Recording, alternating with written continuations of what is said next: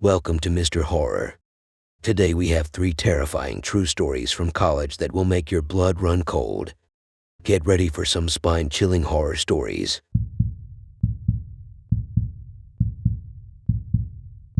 Emma was excited to start her first year of college. She had been dreaming of this moment since she was a little girl. But as the days passed, she began to realize that college wasn't the paradise she thought it would be. It started with the strange noises that she heard coming from her dorm room. She brushed it off as her imagination, but the noises continued every night. One night, Emma woke up to find her roommate's bed empty. She searched the room and found a note on her desk. The note read, "I couldn't take it anymore. The noises are driving me crazy." Emma was confused and scared. She didn't know what the noises were, but she knew she had to find out. The next day, Emma started to investigate. She talked to other students in the dorm, and they all had stories about the strange noises. Some claimed to have seen a ghostly figure roaming the halls at night.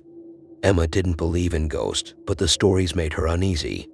As she continued to investigate, Emma discovered that the dorm was built on the site of an old mental hospital. The hospital had been shut down decades ago due to reports of mistreatment of patients. Emma realized that the strange noises were coming from the abandoned hospital. She knew she had to go there and uncover the truth. Emma gathered a group of her friends and they decided to explore the abandoned hospital. As they entered the building, they could feel the cold air and hear the creaking of old metal beds. They made their way through the dark hallways with only their flashlights to guide them. Suddenly, they heard a loud banging noise coming from the end of the hallway. They cautiously approached the noise, and as they turned the corner, they saw a figure standing in the distance. The figure slowly turned around to reveal a disfigured face and blood-stained clothes. The group froze in fear as the figure began to move towards them. Emma's heart was pounding in her chest. She knew they had to get out of there, but it was too late. The figure was now standing right in front of them. They could smell the stench of death emanating from the figure. Suddenly, it reached out and grabbed one of the students, pulling them into the darkness. Emma and the remaining students ran for their lives, trying to find a way out of the hospital. They could hear the figure chasing after them, its heavy footsteps echoing through the halls. As they reached the exit, they found that the doors were locked. They were trapped.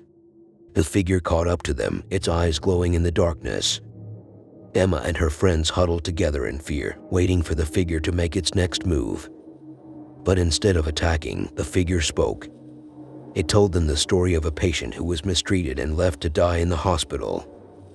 The patient's spirit had been trapped in the building, seeking revenge on anyone who entered. Emma and her friends were terrified, but they knew they had to help the spirit find peace. They spent the next few weeks investigating the patient's story and gathering evidence to prove what had happened. They eventually convinced the authorities to investigate the hospital and give the patient a proper burial.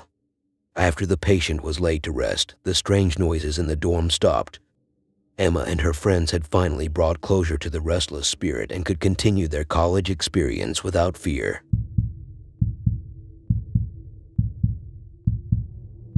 It was my first semester of college, and I was excited to finally be living on my own.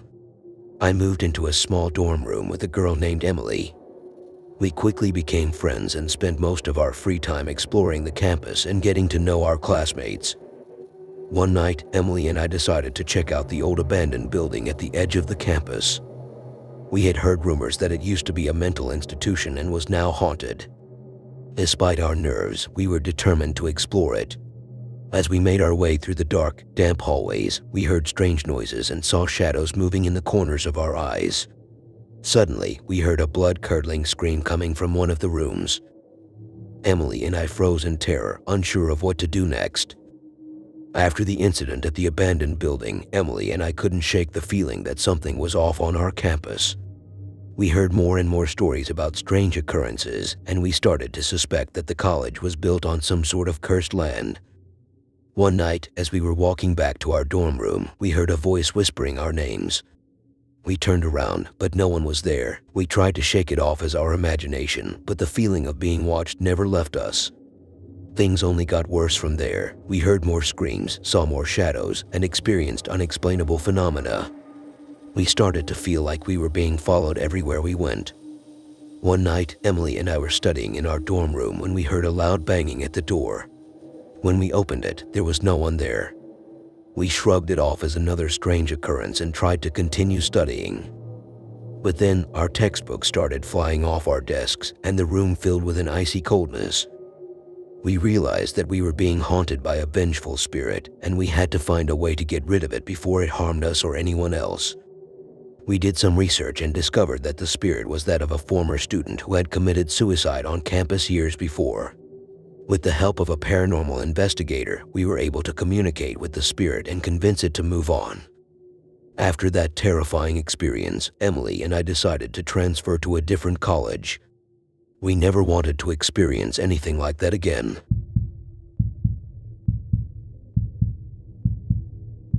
Jenna was excited to start her freshman year at a prestigious university in the city. She had heard about all the parties, the social scene, and the academic rigor. Jenna arrived on campus on a hot August day and settled into her dorm room. Her roommate was friendly and showed her around campus. Jenna quickly found herself immersed in classes, studying, and making friends. One evening, Jenna was walking back to her dorm from the library when she felt like someone was following her. She turned around and saw a man in a dark hoodie walking behind her. She quickened her pace, but the man started running. Jenna started running too and managed to get to her dorm and lock the door just in time. She was shaken but didn't report the incident to campus security. The next day, Jenna saw a flyer on campus warning students of a recent string of assaults on campus. Jenna realized that the man who had followed her could have been the suspect. She immediately reported her experience to campus security and took extra precautions to stay safe. A few weeks later, Jenna and her friends decided to check out an off-campus party. They arrived at the house and immediately felt something was off. The partygoers were loud and rowdy, and there were no familiar faces. Jenna's friend disappeared into the crowd, and Jenna was left alone. She started to feel uneasy and decided to leave the party. As she walked back to campus, Jenna heard footsteps behind her. She turned around and saw a man in a mask chasing her. She ran as fast as she could, but the man was gaining on her.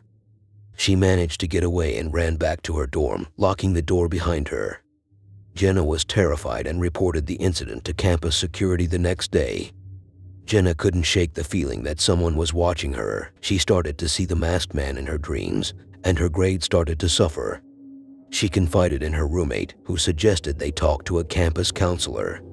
The counselor helped Jenna work through her fears and anxieties, but the incidents continued. One night, Jenna woke up to find the masked man standing in her room. She screamed and ran out of her dorm. The man was caught and identified as a student at the university who had been stalking Jenna for weeks.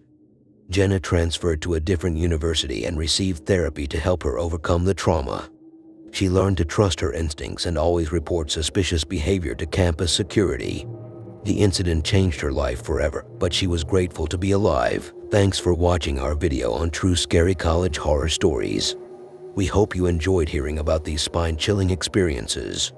If you have any true scary college horror stories of your own, please share them with us in the comments below. We would love to hear from you and potentially feature your story in our next video. Don't forget to like and subscribe to our channel to stay updated on all of our latest content. Hit the bell icon to receive notifications every time we upload a new video. Until next time, remember to keep the lights on and your doors locked. You never know what kind of horrors might be lurking just around the corner.